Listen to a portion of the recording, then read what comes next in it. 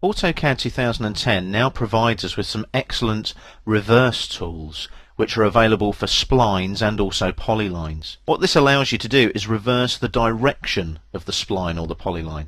This is especially useful if you're using line types that have text in them, like we have on the screen right now. The blue polyline here with the word gas in it represents an underground gas utility line. Now the gas here is obviously the right way round and the right way up. Same with the red polyline with the HW in it.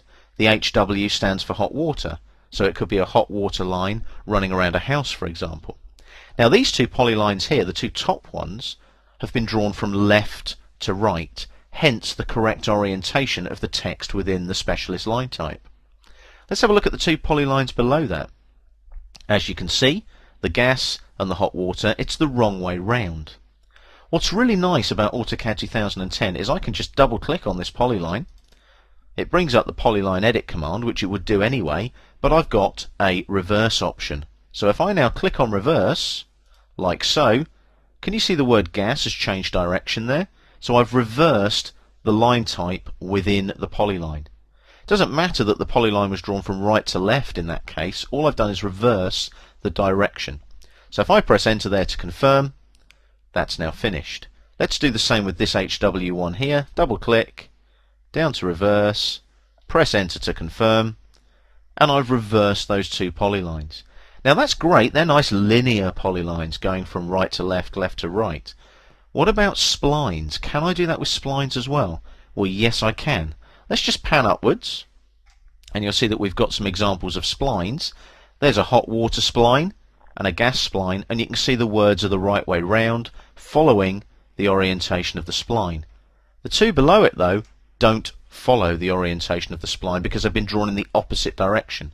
So again, they've been drawn from right over to left. Same with this one, from right over to left.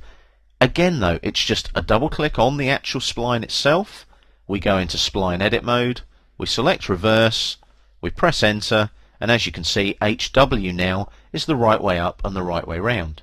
Do the same with the gas spline, double click, reverse, press enter to confirm, and as you can see, they've been reversed. Also, if I just click on one of the splines like that, and I right click and select properties here on the shortcut menu, it'll bring up the properties palette. Now if I just scroll down a little bit, down here, what you'll find is it doesn't actually tell me about that reverse anywhere in the properties palette. I've got an area there, degrees, start tangents. If I scroll up a little bit, you'll see that there's no actual reverse option. So it's only available in the spline edit. Okay, let's close the properties palette there, and let's just escape and deselect that spline. If I look at one of the polylines here, click on one of those, again, right click, go to properties, and what we'll look at here, let's have a look down here. Again, look, closed, line type generation enabled or disabled. There's nothing about reversing the polyline either. So as you can see there, the reverse command is in the spline edit or the polyline edit. It's not available in the properties.